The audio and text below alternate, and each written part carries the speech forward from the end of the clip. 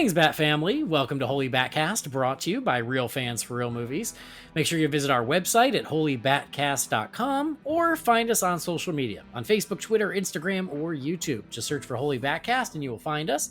If you're a fan of the show and you want to support us in other ways, you can do that on Patreon. You can go to patreon.com/holybatcast. And as always, a big, huge thank you to our patrons. You guys are amazing. I love that y'all do this just out of the kindness of your heart, and it means so much to me. If I had more spare time, I would try to focus more on the Patreon, but I sadly don't. And so you guys do it just to be kind and supportive, and I hope you know that that's appreciated. It's amazing. So thank you to our patrons. We are also part of the Real Fans Podcast Network. You can check out all those shows at rf4rm.com. And as always, I'm your Bat host, Andy DiGenova.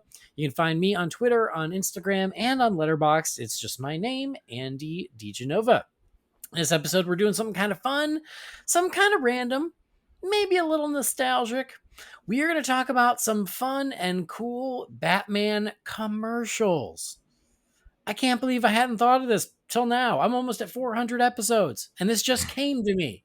So I'm excited. We're going to talk about some Batman commercials.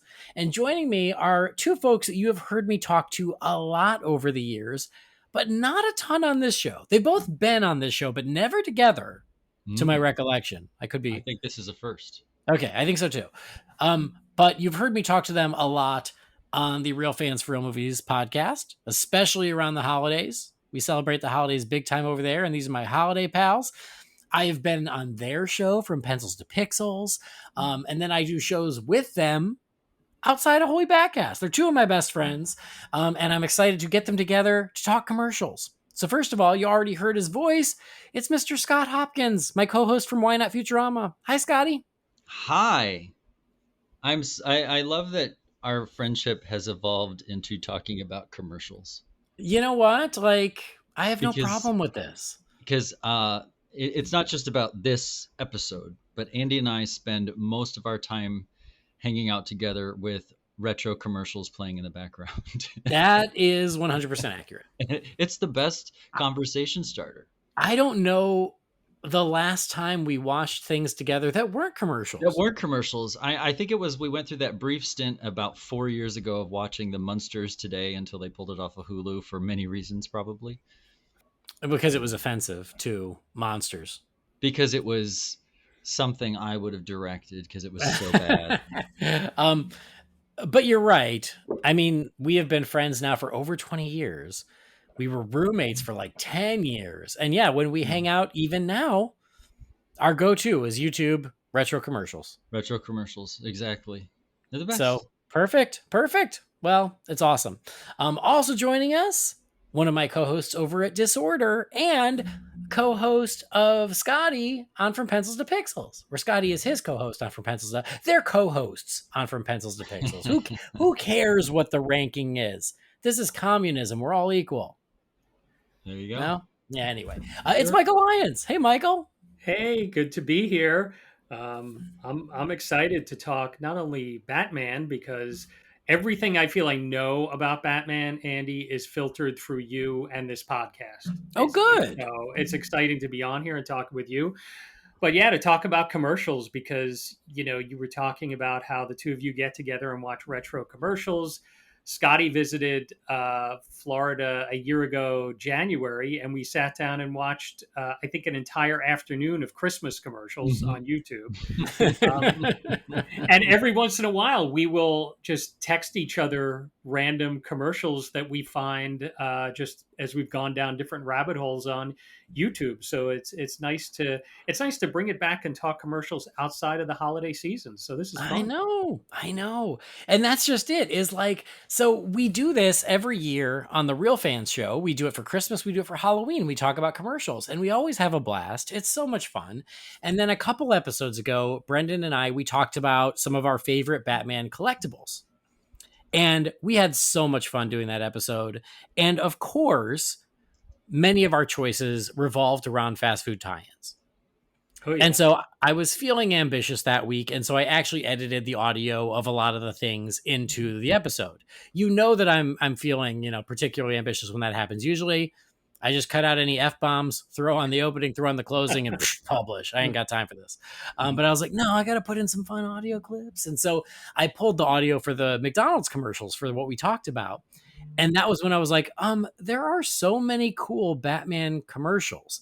And there are cool Batman commercials for toys, for fast food, for other random stuff, like there are Batman PSAs. There's so much random stuff out there.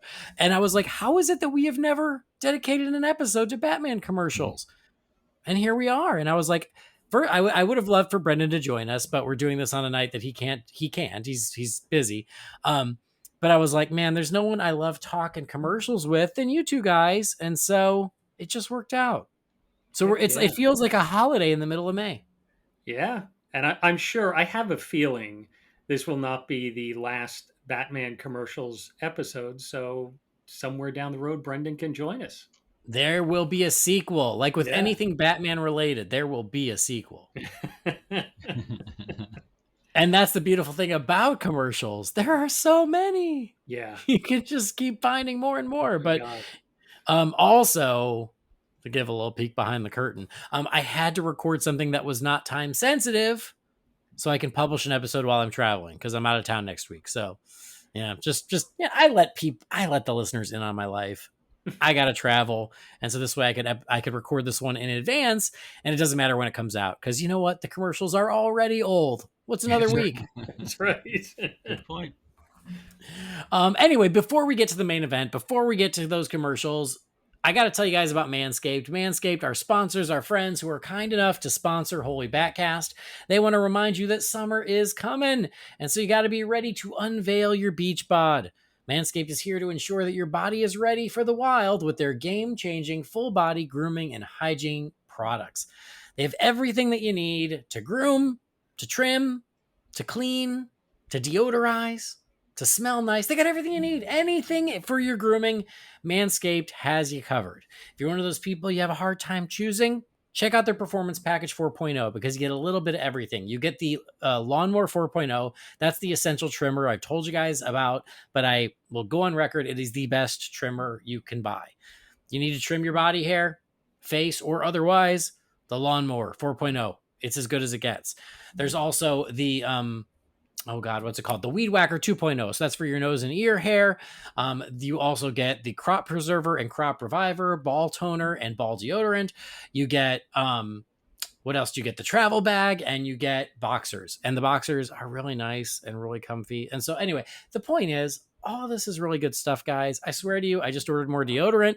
I've actually, I actually now am like a believer in Manscaped deodorant. I'm like, oh, I'm just going to order it from them from now on. Saves me a trip to Target, and I really like it. I'm really happy with it. So they have deodorant. They have a nail kit. They have beard products. Again, I don't know what you need, but let's be honest, you probably need something. Go to manscaped.com, do a little shopping, do a little browsing, peruse.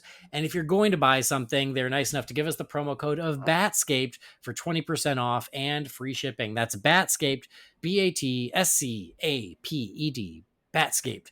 20% off free shipping. And that way, you're doing something good for yourself. You're buying yourself a quality product. You're smelling nicer. You're trimming things up. You're looking better.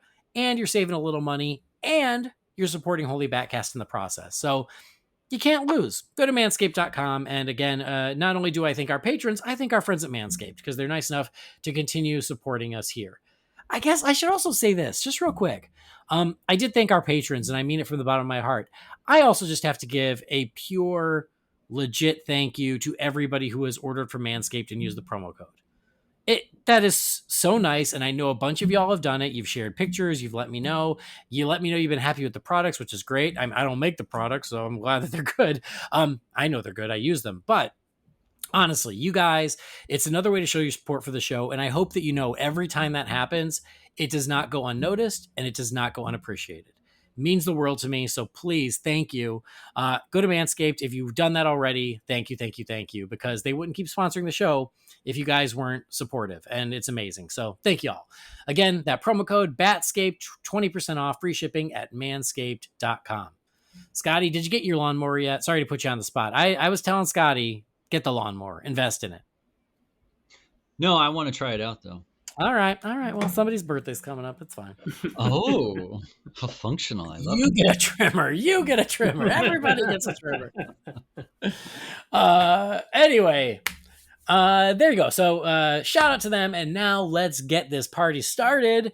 It's time to get a little random and get a little nostalgic. It is time to talk about some cool and random Batman commercials.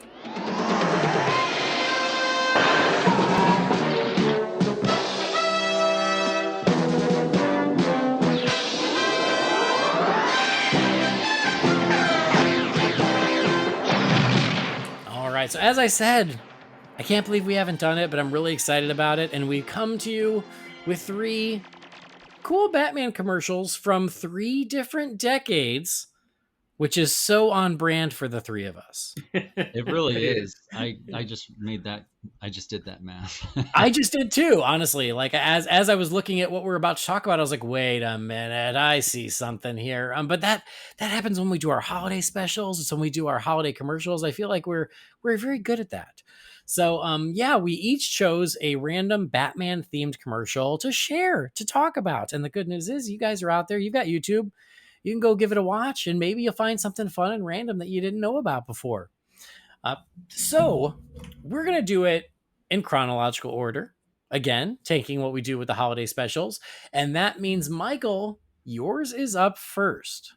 All right.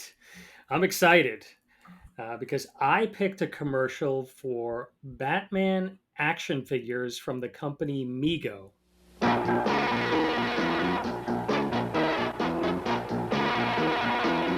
Uh-oh, it's the Penguin. And the Joker. What can they be up to? Oh no, are they going to steal the Batmobile? Can it be? Can they get away with it? Flash the bat signal. The dynamic duo will be needed here for this. I hope they see it. Success! Into action, Robin. The Batcade's computer plots the strategy. They'll need Batcycle and Batcopter for this one. Let's split up and hit them high and low, Boy Wonder. Holy Leap and Batcycle! We've got to capture those dastardly villains. Trapped at the pass!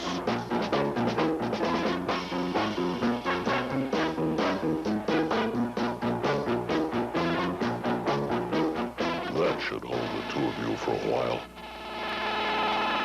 I couldn't find an exact date for this on YouTube. I believe it's somewhere from the early 70s because from what I read up, the Batman action figures were produced by the Mego company in 1972 for the first time. So this commercial has to be somewhere from around there. So I had the same question. Okay. And while I was waiting for you guys to join, I was doing some Googling. It was harder to find than I expected. But yeah, wasn't it? Yes, Batman and Robin were initially released by Mego in 1972. And I was like, yeah, but this is like, there's more to it than that. And I was like, wait a minute. They have a Batmobile here. When was the Batmobile released? And that was 1974. Okay. So I'm wondering if this was around 1974 because this is like them expanding the Batman line. Not to get ahead of ourselves. No, it's not only Batman, it's all the stuff and the play sets and the vehicles and everything. So yeah, that probably makes more sense. Yeah.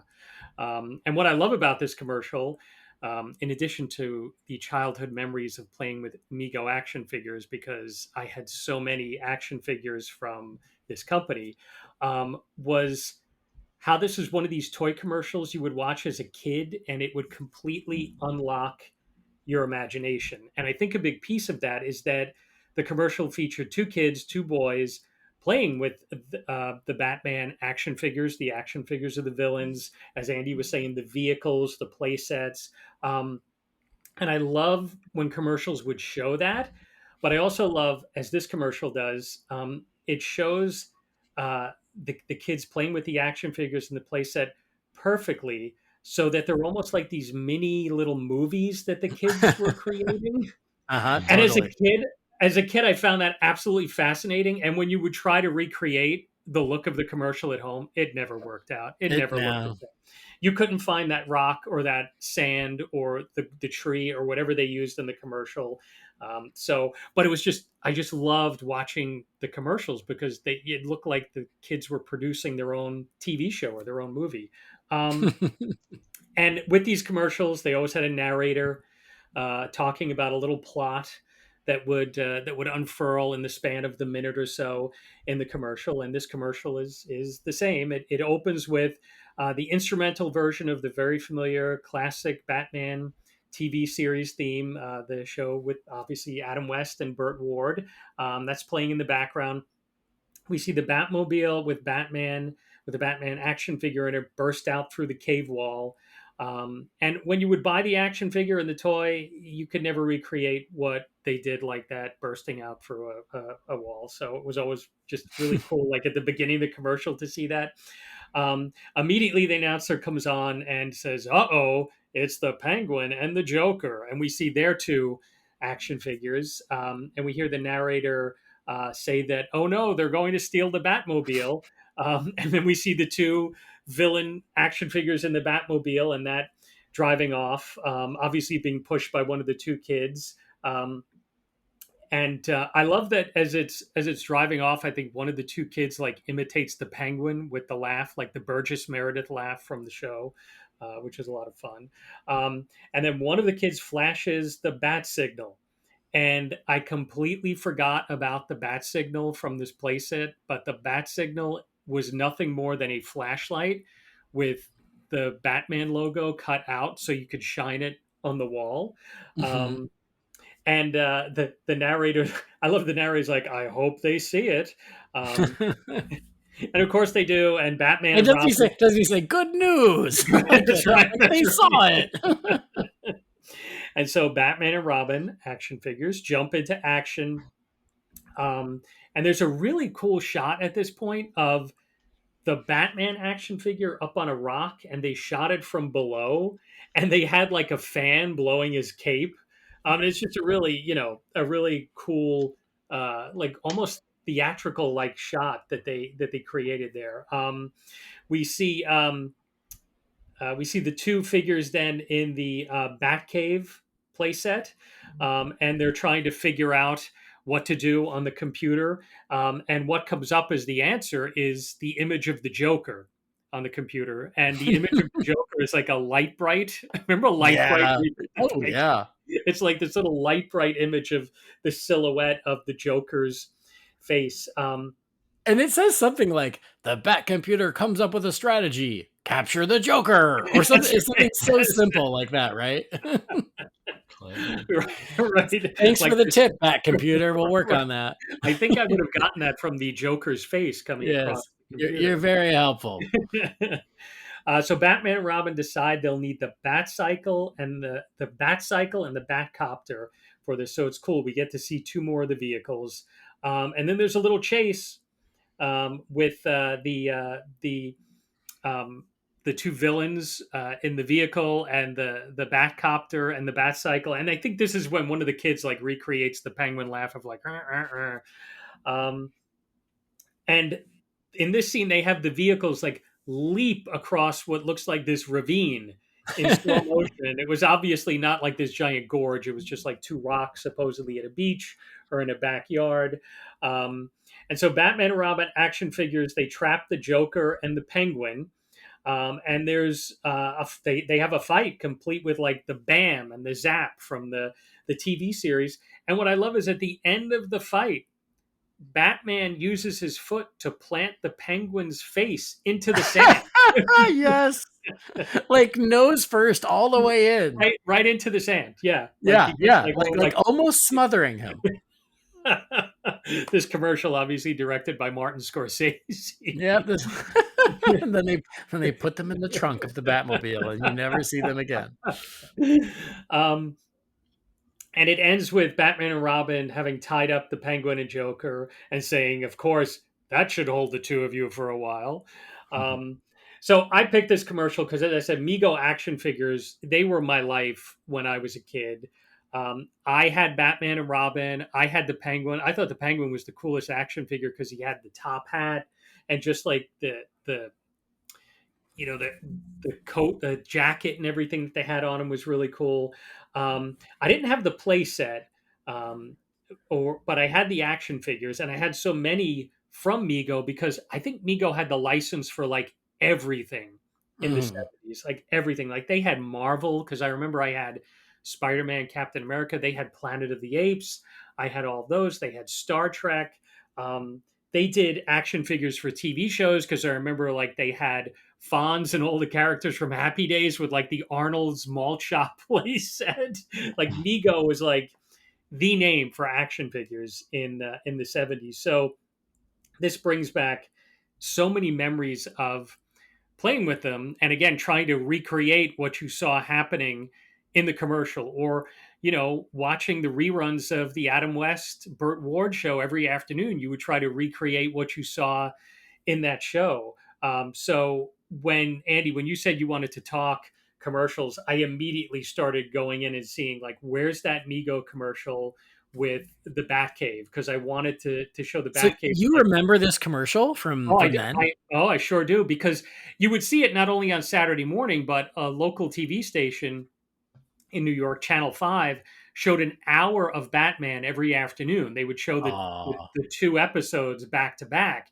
And these commercials for the action figures were shown like nonstop in that hour. So I have a lot of memories of this commercial and other Mego commercials as well. And I have a personal memory of Mego because I remember when I was a kid, probably 8 or 9 years old, in the 70s, my dad interviewed for a job at Mego. Their headquarters were in New York, but they had a plant in Long Island. And it's funny, I was telling Andy this before we recorded. I told my dad, that we were recording this episode and what it was about. And I told him I was going to talk about the Mego action figures. And I said, "Do you remember? I remember you interviewing for a job there." And my dad had like complete memory recall hmm. of it. And I remember him telling me when I was a kid, "I have an interview at Mego uh, tomorrow. I'm interviewing at the Mego company." And as a kid, I like about lost my mind that my dad would. In your mind, you probably like it's like he's going to Disneyland tomorrow. Oh my! He's like, Yeah. I think I was like, Dad. Okay, we need to sit down. I need to have a mock interview with you. You need to think of your answers very clearly here because action figures are on the line. yeah. You need this job. Whatever they're going to pay you, just take it. And I remember my dad coming home and telling me the guy he interviewed with had the Mego action figures on his desk. So the other night when I was telling my dad we were going to be talking about this, he said, "Oh yeah," he said, "they not only had them on the desk," he said, "but they had like shelves up in the lobby with all of the action figures, and they had them up in the front window, and they had the big Mego logo behind the desk." And I just remember thinking like it was as a kid that was almost otherworldly to think that like your dad was going to interview for a job there, you know. Mhm. Uh, Yeah. and I remember he didn't take the job, and as a kid, I was so depressed. I was like, "Dad, what have you done? Like, How what?" could you turn that down? I know, I know, I know. Like, And it was is the Christmas bonus a whole line of bat vehicles? Because oh, that would be worth everything. but I remember I asked him the other night. I completely forgot. I just remember being deflated, 8-year-old me being deflated that he didn't take the job, And I asked him the other night, and he said, of course, as is the case. Um, well, it was the 70s, so the economy was kind of a little rocky. My dad was one of those people that unfortunately lost his job and he had to go out job hunting. And I remember when he was out job hunting when I was a kid, and he had like 3 interviews at the same time. And any of us who've been on job hunts, you know what happens. You get 3 job interviews, 3 job offers, I should say, at the same time after like months of nothing. So Right. Yeah. Yeah. he got an offer from Mego and from 2 other places. And my dad, completely not thinking about his son who wanted free action figures, Mm. went with the job that had the higher salary and where he didn't have to travel, so there was more balance to it. And I'm glad he didn't tell me that then because I would have said, "Dad, that is completely unacceptable. You need to call me, go back and tell them that you made a big mistake and that's where you want to work. You tell Bill for me, hi Bill, how are you? And then tell him you chose poorly.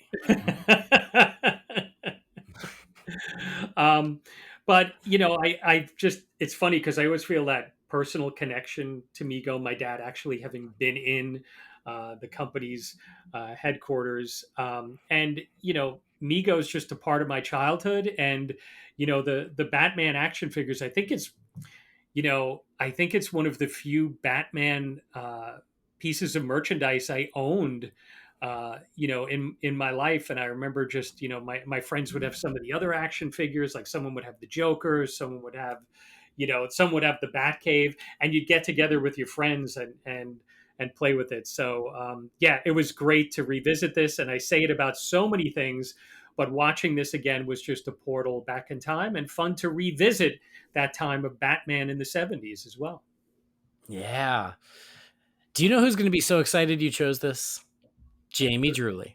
Oh, no kidding. He loves Migo. He has a really soft spot for Migo too. And he's brought it up multiple times. And I can't remember if it's that he had a whole line of Migo and he got rid of them and he regrets it, or if he regrets not getting a line of Migo. It's something like that. He has like this weird bittersweet thing with Migo and like not keeping the figures he had or something. He's yelling at his podcast app right now, but anyway, he has brought up Migo multiple times over the years, and I'm sure he'll love this.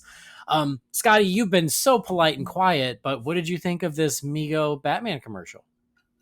It was so 70s. So 70s. Which I like that you were in it. A little mop top toe headed boy. I was like, oh, it's kind of like Scotty. Well, I didn't want to brag. But yeah, I remember Migo, not super directly. I don't remember the commercials because I think I was born in 76. When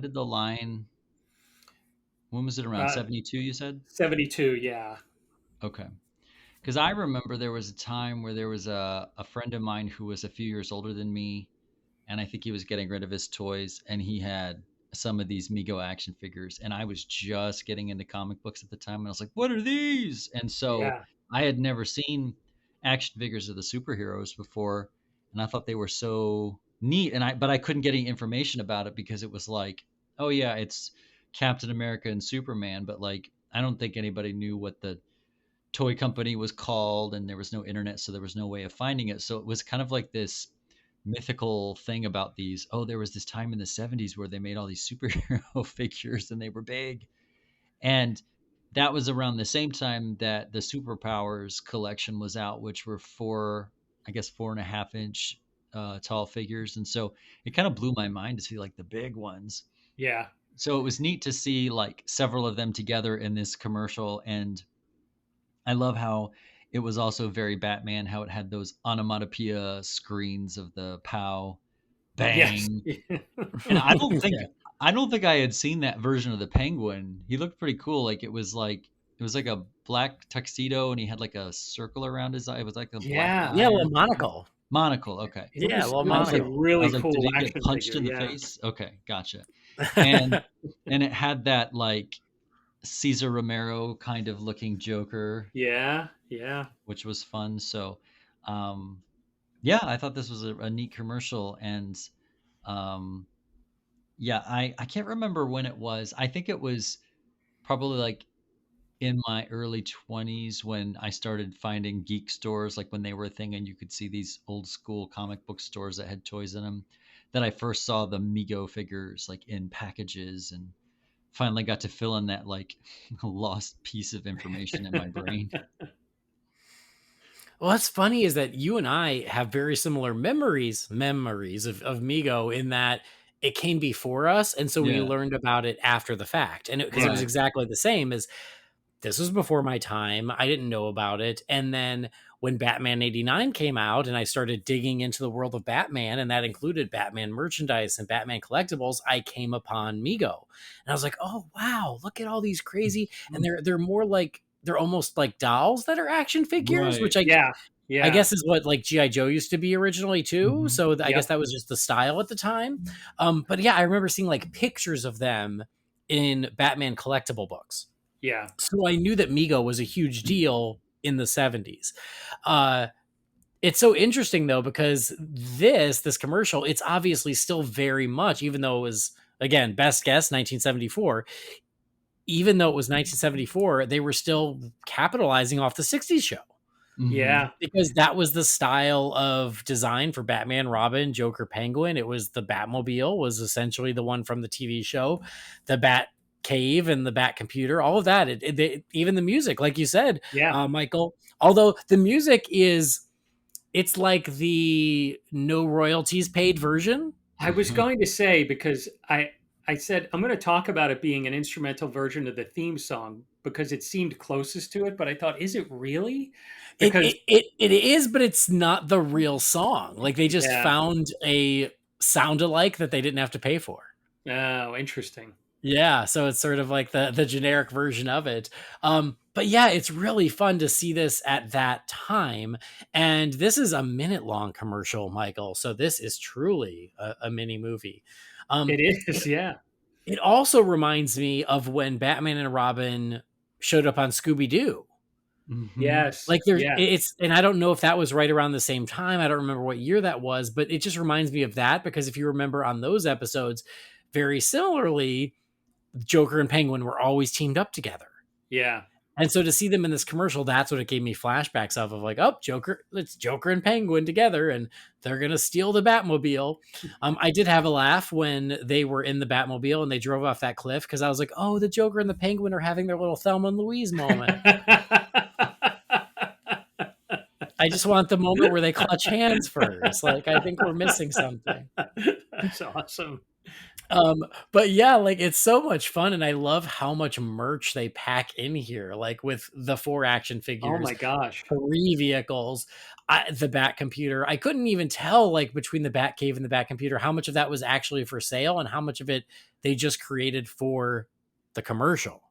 From what I remember, like I don't remember a lot about the computer itself, but I remember it being there, and I remember the pole. Like I remember you could have them slide down the pole Oh into it. wow, 'Cause, yeah, my friend Steve had it, and yeah, I remember that it was like they built Mego built pretty big play sets. You know? yeah, that's so Yeah, cool. yeah, So yeah, like even though I don't have nostalgia for Migo because again I wasn't around, I think this is such a fun window into what superhero action figures were at that time. yeah, And what you said, which I always found to be the most fascinating thing about Migo, is that they had the license for DC and Marvel, yeah, Mhm. and they released all of them under the same superhero banner. So they were all part of the same line. yeah. And so Yep. if you didn't know, you wouldn't know that they weren't part of the same universe. Yeah, that's true. Yeah. Because the line was called like World's Greatest Superheroes or something very generic, Yeah, and it included DC and Marvel. yeah, Yeah, which is so crazy. But oh my god, this was so fun. And then you also mentioned the voiceover, the announcer yeah. who's doing his darndest and he's doing all the heavy lifting here. Um, but it was so silly that I thought maybe I clicked on the wrong video and this was like someone on YouTube doing a thing, doing like a bit because the little boys were like talking but you couldn't hear them and I was like, "Wait, did I not get the real commercial? Did I get someone who dubbed over it trying to do Right. like a funny announcer thing like a honest trailers or something?" No, cuz I found a couple versions. They all are the same announcer, so it's just the Yeah. announcer um saying really silly and obvious things and then when he tries to do like Batman's voice, it's really weird cuz he's like, "Oh, Robin, they took the Batmobile." Like it's it's it's like someone's dad on the first take. What I love about the commercial too is the one on YouTube that I found. I tried to find another one. Is not the best quality, and it when you're watching it, it's kind of like when they would bring a movie into science class and the film would come off the smoke, Yes. you know. Yeah. But Mhm. that kind of added to the nostalgia of watching a '70s commercial from Yeah, film, where the film wasn't quite on on the spokes and the sound's a little garbled. for sure. Yeah, you're right. It is just a little bit, but that's okay. And Yeah, yes, I do think of all of the highlights, in this wonderful 1 minute of Batman nostalgia. I think the highlight of the highlights is Batman literally using his boot to shove the Penguin's face into the ground until he ceases to live. It's so weird and awesome. Like, I didn't even notice the boot until you pointed it out, but then I went back and looked and I was like, oh yeah, he is stepping on the Penguin's neck. Yes. It's amazing. So they're sitting around the board. They're sitting around the boardroom like, well, we have this lighthearted, nice, fun adventure commercial. How do we end it? Kill the Penguin. Penguin's expendable. Batman's going to make an example out of him. All right. No, excellent find, Michael. I had never seen this before, so this was a lot of fun. Good. It was a goodie. I enjoyed revisiting it, I can tell you that. Oh, so fun. All right. So this one is on YouTube. It is labeled just Mego Batman commercial. And I'm glad you even told me. I always said in my brain, I think I always heard Mego. Oh, but it's Mego. So yeah, Mego Batman commercial, and it'll be like one of the first ones that comes up, and it is a nice little slice of 70s heaven for you. We're sticking with toys though, which honestly, not to get ahead, but like I felt like, oh, should I have picked a toy commercial too? Because I'm the only one who didn't. And I feel like maybe I should have stuck with the theme, but it wasn't intentional. It's just how it worked out. But we are sticking with toys. And we were jumping from the 70s to the 80s. And who else would pick an 80s toy commercial but Scott Hopkins? So, Scott, tell us what you got. I selected a Kenner Superpowers collection action figure commercial that was very Batman-centric. Coming from the farthest reaches of the universe to challenge the worst villains on Earth are the most powerful heroes ever in the battle of the Superpowers Collection. Hark! Batman being called to stop a dastardly deed? New from Kenner's Superpowers Collection, the Batmobile, figures with power action sold separately. Got you, Joker. Don't laugh yet. Release the war. It's a trap.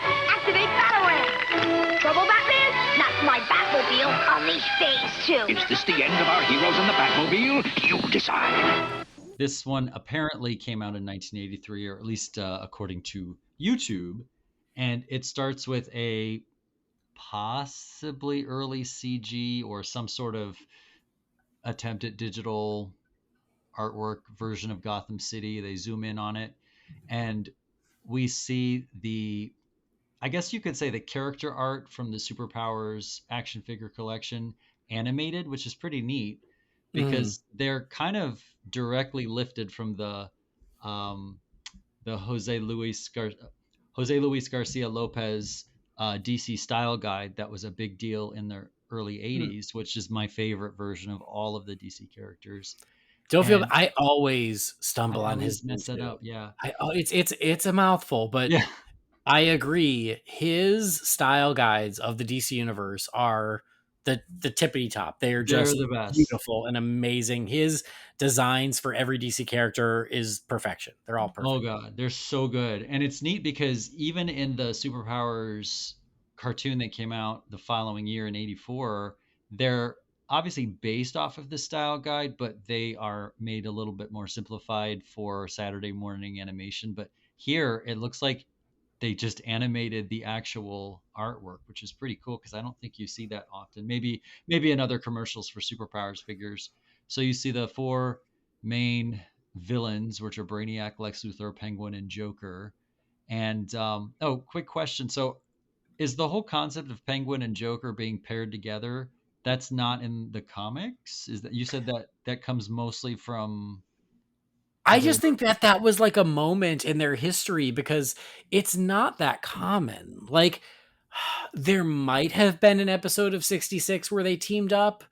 I can't recall. There was certainly a Joker Catwoman team up episode, but that might have happened. Obviously they teamed up in the Batman 60s movie, but yeah. I feel like in the 70s and 80s, they just got lumped together because they were the two most popular Batman villains. And it was this weird moment in time. And then it certainly hasn't happened since where it's like they're a duo.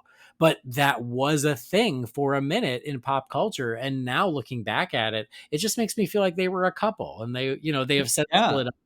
But in the 80s, they were together, and They it was a very were. thing. Yeah. Because in my mind, like I always thought that they were like Batman and Robin, essentially, like the dark 80s, version of that's how that. they were treated. Yeah, because it was like you would assume that Robin and the Penguin are arch enemies because they're both like bird related. Oh, Oh, God. that's fun. I never really thought of it, but I could see that. Yeah. And Batman and Joker. And again, I like how this version is also very Cesar Romero Joker. I mean, from the style guide, but it's got that like bright, um, like I guess it's almost like he really leans into the clown look, and then Yeah. that bright green hair. But anyway, so we see like an animated version of the villains, and then we see the superpowers team. So like Superman, Green Lantern, Batman, Aquaman, Wonder Woman, Hawkman, and then you see them run together and clash, and then it brings up the Superpowers Collection logo. It's funny because I've watched a lot of these old school Kenner toy commercials, and they always say Superpowers Collection, Empire Strikes Back Collection. They always use that Yeah. word, Yeah. and it sticks out because I've never thought about it like that. But I guess they were trying to stick with their branding, which Well, even it was always the Masters of the Universe collection. yeah, from they did Mattel. Mattel too. Yeah, you're right. Yeah, that was a thing. Collection. Yeah. Yeah. That was And my so collection. same here. Then they segue into like I guess live action version where you have like this awesome like Gotham City made out of nondescript boxes. I always loved toy commercials in the 80s, especially where they would make up these little sets that there's no way a child could Yeah. create this on their own. Although I did do that once when I was a kid. I made a whole Star Wars city out of boxes and Kleenex boxes and all this. It took me Wow. several days. I had it all set up. I know this story. It's so sad. I had it all set up in my room. I was so proud of myself. I took, like the tall Kleenex boxes, they're, I guess, they're not they're more of a rectangle kind of on its side. Yeah. Yeah. I even cut a door in it, and I took a toilet paper tube and I drew an image of just like Han Solo. And so you drop the figure in the top into the tube like he got carbon freezed. I was Gosh, wow. all into it. I spent so much time on this. I had towers and everything, and I had it all set up in our guest room. It sounds amazing. I bet you played with it for days or weeks. One would think. I did not get as much time with my precious town as I had hoped.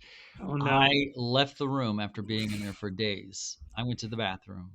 I came back, and my sister, who I think was probably trying to help me, had grabbed it all up and said, "This is trash. You shouldn't be playing with trash." Oh, no. I tossed it. I was like, "You don't understand." And she threw it all away before you even got to play with it, right? Yeah, I don't know what was. It was so funny. Oh, I mean, wow. if she knew how important it was to me, she would have felt very bad. But it was just funny because I didn't. I mean, I guess if you stop and think about it, maybe it did look weird that I was sitting there spending all this time with broken down Kleenex boxes and toilet paper tubes. And maybe she thought I'd lost my mind. I don't know. But I was proud of it. But it always made me think of these commercials where they would create these elaborate sets of little worlds, and that was my attempt at doing it, and it just looked like I had taken a bag of trash and emptied it on the table. Clearly. You should have screamed at your sister. That's not trash. That's Tatooine. What are Yeah. you doing? I want one of these commercials where they got it all set up and they're like, "I'll get you, Batman," and then the big sister just comes in being like, "This is garbage. What are you dummies doing?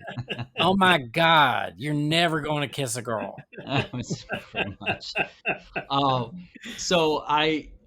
And He-Man was always they always had some really neat sets with those. They look like the stuff you would see in the Sears catalog where they create this little world and had these beautiful colored sunsets in the background. Well, anyway, that they have this kind of setup here where it's like this mock-up version of Gotham City, and then we see the Superpowers version of the Batmobile, and Batman and Robin are in it. And wow, they actually grabbed the Joker, who has this weird weapon. It was like a It looks like a big pot, but It's a green mallet. Okay, there you go. Because the Joker is the only superpowers figure I owned. Oh, okay. Yeah, cool because one. oh man, it was, like the whole line was great, but Oh, it was so one of those things that like always hurt me that like I never was able to get superpowers figures, and somehow I got Joker, and yeah, he had a green mallet, and that was his action. You squeeze his legs, and he would pound with the mallet. Oh, And that's I fun. just found him because again, I continue digging through boxes, and I've been organizing the garage and everything, and so I just found him recently. I couldn't find the mallet or his little tuxedo tails because those were detachable. Oh, But that's I right. still have the figure. Wow, that's cool. so cool. Well, I remember they only had 4 villains with the original wave, and they had several of the heroes, and it was Lex Luthor, Brainiac, Joker, and Penguin. And I wanted Riddler so bad. I was like, Riddler needs to exist. So I had the idea of getting Dr. Octopus and like drawing a question mark on his chest because he looked I kind of like similar. He's wearing green. He's It wearing works. green. Well, I come to find out as I was doing more research on superpowers, they actually did make a Riddler, but it was in Mexico. Yeah, I've seen pictures of it. Yeah, and I don't know why they didn't release them in the U.S. I feel like it was like at the end of the line, and yeah, they really got out there with the third wave. I got several of them. Like I got Cyborg, which apparently is quite the rare treasure because I guess they didn't release many of them. But yeah, they had I think they even made one character up. I can't even think of it. But yeah, I love that collection. Anyway, sorry, back to the commercial. So they're in the Batmobile and they grab the Joker, and Lex Luthor is lurking around, and Brainiac is also around there. Anyway, there is this climactic end where a huge flood of ping pong balls fall down on the Batmobile, and I'm like, that Joker, he's so dangerous. He's attacking with ping pong balls, and it floods over the Batmobile. And I think if I remember correctly, don't they say you decide? I think they it's like a cliffhanger type. It's like a cliffhanger, Yeah. so it's kind of like it's an aspect that I never thought of, but I guess like as a quote unquote grown up, I'm like, oh, that was their marketing where they were like initiating the kids like, oh, this is what's neat about action figures. You get to decide what the story is. Like, you decide. So well, guys, good news. Yeah. Because as we're talking, of course, I looked on eBay to see. And I could be the proud owner of a Superpowers Batmobile, still sealed in box, for a mere $650. Oh my gosh! Wow. So ordered. Wow. So I can't wait for that to show up at my doorstep. Buy it now. Thank you. Yep. I mean, I hope that the bank doesn't want their mortgage this month. Right. That's how it works, right? Like there's mortgage forgiveness if you find something cool on eBay. I think that makes sense to me. Okay, good. Yeah. Especially a All Batmobile. Right. Well, I think one of the reasons I picked this commercial, not only because I was completely obsessed with superpowers as a kid, but I have this Batman oddity where when I did start collecting the superpowers figures, I already had a Batmobile and it was the same dimensions. And so I could put Batman and Robin in it, but it is not this Batmobile. And so I think at some point this was like 83, so probably in the late 70s or early 80s, some other toy company made a Batmobile. It was very simple. And they also made a Batman and Robin figure that I may or may not have also had, because I feel like I looked this up online at one point. But it was not like this Batmobile is much more, souped up or whatever you want to say. It's like, it's much more complicated. The one I had was it looked like the 1960s version where it was very mod, but it was that 4.5 inch scale. And so I'm sure I still have it somewhere. So I have no idea what line it was from. I don't know if I just got it from another timeline. I don't know what it is, but that was always my Batmobile. But I have no proof of like where it came from. Okay. Wow. Interesting. If I'm I'm gonna try to find it next time I'm at my parents' house because a lot of my toys are there, and I'll photograph it and send it to you, and maybe somebody can identify where it came from. Yeah, definitely. Because it was always kind of a mystery to me once this thing came out. I was like, oh, okay. So yeah, but I had the Hall of Justice, Oh, Wow. which I my got gosh. really lucky because I'm finding out not a lot of people had that because I don't think it was super common, and it was amazing. Like the Superpowers Hall of Justice playset was so freaking cool, and I was such a neurotic child. Like it's still in really good condition, and so when I was back home, I pulled it out and I like took all these very detailed photographs of it because I was like, this is so neat. Wow. It was cool because there was this little section in it where I remember putting the stickers on where it was like all of these television screens and they would show it was like status updates of what was going on in all the different cities that they were protecting, like I don't know, I can't think of them off the top of my head. Gotham City, Metropolis, Star City, or whatever. It was neat.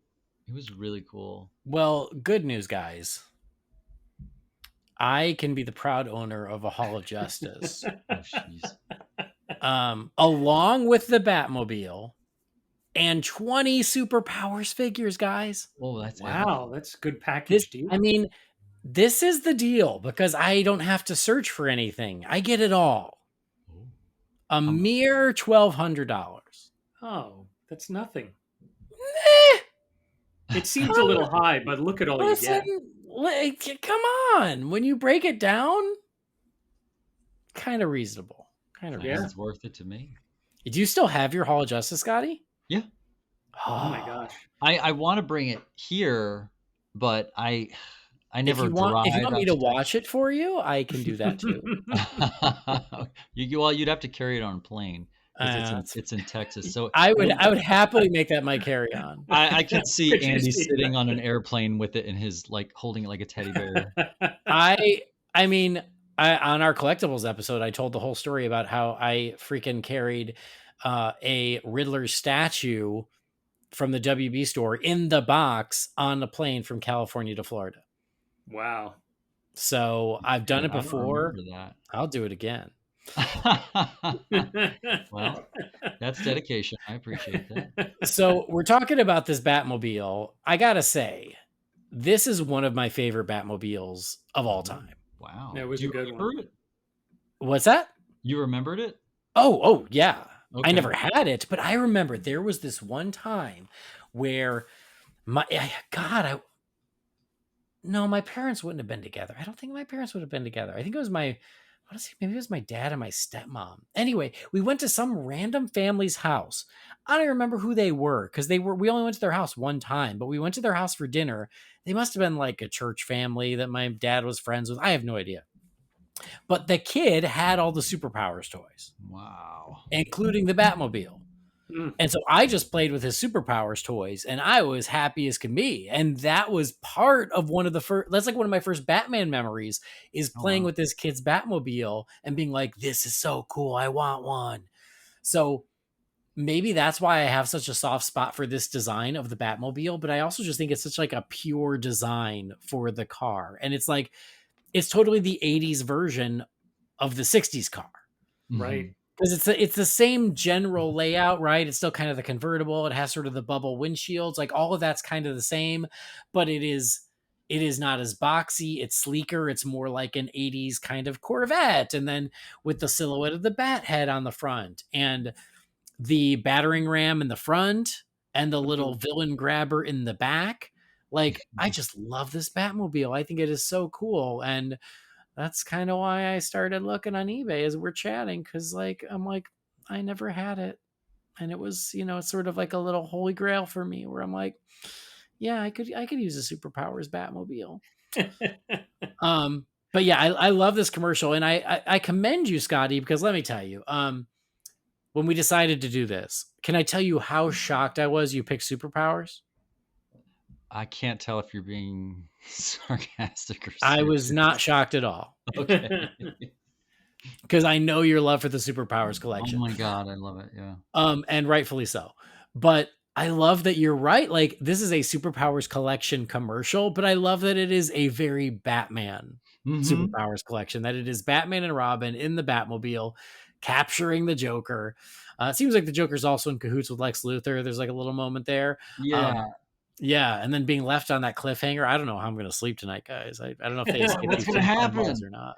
Well, it's also interesting because this is also a moment in time that I feel like gets forgotten of before Batman was the Batman that we know now, like the Right. cool Batman, because this was still prior to the 1989 reinvention of Batman. Yeah. This was very Super Friends. It was you very know? Super Friends Batman, where he didn't really stick out from any of the other characters. He was always cool, of course. I know what show I'm on. I'm not going to say anything bad about Tread Batman. carefully, Scott. Of course.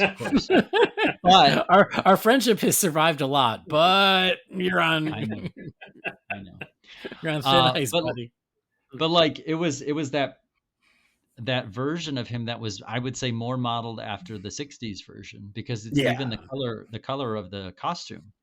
But they used these molds again in later waves of things, because I feel like they used the mold of Batman multiple times. They used the mold of Penguin and Joker, and they painted them with different colors.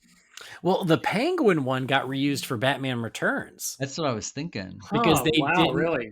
So it was the weirdest and most annoying thing, especially if you were a Batman fan, like that the Batman Returns toy line had a Batman that looked like the movie, had a Catwoman that looked like the movie, but the Penguin does not look like the movie. It looks like superpowers. Right. Wow, Because they just didn't feel like doing a new mold, and they saved money, so they pulled out the old one. And like, there's some stories of like, well, the one from the movie was too scary, so they went with. I don't know how much of that is the reason and how much of that is just kind of spin, because they just saved money by using a mold that they had sitting in their warehouse. That's so weird, because he looks nothing like like the Danny DeVito. I know. So anyway, we've been nerding out about this, Michael. What are your thoughts on the Superpowers collection commercial? Yeah, I had never seen this commercial before, and I really wasn't. I was somewhat familiar with the action figures, but obviously by this point I was in high school, so it was kind of happening around me, and maybe I'd see this commercial randomly on TV. But what I loved watching it again, what I loved about watching it again, especially after watching the Mego commercial, it was, you could see the evolution of action figure commercials and toy commercials in television, and that obviously this one had a little more budget behind it, a little more production value behind it. I love the animation that opened it. Scott, you were saying like that opening shot of it almost looks like the camera going through the streets of Gotham. It looks like really early computer animation, which I love. I love that like boxy look of early computer animation where they were still trying to figure it out. And I love the animation of the superheroes at the beginning too. Like, it was interesting that you said they look like they took that artist model and just translated it, because I had never, like, this doesn't look like it's the Hanna-Barbera Super Friends version. Like, this looks like it was a version all its own, which looked really cool. And I love the set. Like, oh, we're light years from the Mego Rocks and Sand. Like, they built a set here with the bat signal going across the buildings. I love the Batmobile trapping the Joker at the end and taking off, and those like ping pong balls coming down. It kind of reminded me of the scene in Toy Story 2 where they're all in the car with Barbie driving through Al's Toy Barn. Like, I had this picture of like Batman and the other superheroes duking it out in the toy store, like when everyone's gone for the day. But having not being all that familiar with this line of the superhero action figures in the commercials, this was really fun to see. And much like Mego was very 70s, this is very 80s. This is so 80s, but it was a lot of fun to watch. I agree. I also got to call out that they even do a little bat signal themselves. Yeah. Right. So like we got sort of the cheapo flashlight version in the Mego one, and this one is like a much more like refined, cool version. Yeah. They weren't even selling it; they just made it for the commercial. But I was really? I thought it was part of the set or something. No, it's just cool. But yeah, I love this. I mean, I like Scotty, I mean, again, even though I didn't own this toy line, I admired it from afar. And I've discussed that on the show before, where I was like, man, this was like when I was a kid, you know, like I was into He-Man, and then I was into Ghostbusters, and then I was into Ninja Turtles. And so like superpowers was just like not on the menu. And it always stung a little bit because these figures and these play sets and these vehicles were so cool. So this commercial's great, Scotty. It's a good find. Yeah. Thank you. So you can find this one on YouTube. It is called Kenner Superpowers Action Figures Commercial 1983. 30 seconds of pure 80s magic. Enjoy. But if Mego was so 70s and this is so 80s, it's time to jump to the 90s. And again, I'm breaking things up. I should have just picked a 90s toy commercial, but that's okay. It's not like we're not going to do this again someday. So we're going to jump to 1992. I mentioned that they just reused the Superpowers mold for the Penguin for Batman Returns. But in 1992, you could not escape Batman Returns. It wasn't like 1989, but darn it, it was close. And so I would like to talk about the Batman Returns Diet Coke commercial. Viewers alert. Someone is stealing Gotham City's power supply. Danger of citywide blackout. When you want a Diet Coke, you want a Diet Coke.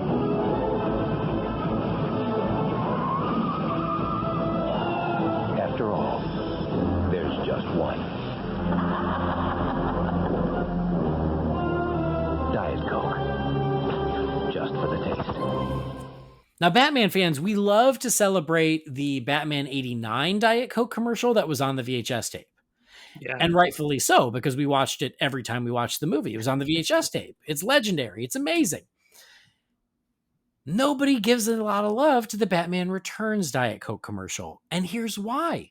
It wasn't on the VHS tape. It is a much more forgotten piece of Batman nostalgia, footage, whatever. I remember, I mean, of course, 1992, I lived and breathed Batman anyway. I was so excited for Batman Returns. But I think I only saw this commercial on TV once, maybe twice. I did not see it much that summer. And when I saw it, I was like, oh my God, that is the coolest commercial I've ever seen.